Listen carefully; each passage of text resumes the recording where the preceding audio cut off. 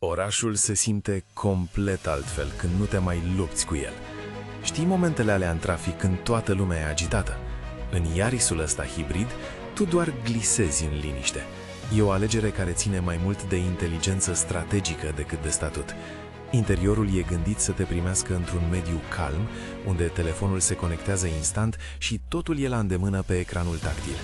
Dar adevărata magie apare la drum lung. Când activezi pilotul automat adaptiv, apare acea libertate mentală pe care rar o găsești la volan.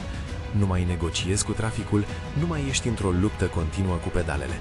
Mașina păstrează distanța, monitorizează banda și te lasă pe tine pur și simplu să existi acolo, să te bucuri de drum în timp ce tehnologia se ocupă de restul.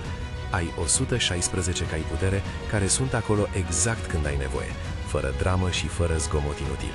Și pentru că e o mașină verificată în 145 de puncte, ai liniștea că ai făcut o investiție sigură pe termen lung, cu garanție de până la 10 ani. E varianta cea mai logică pentru cineva care știe valoarea banilor și a timpului său.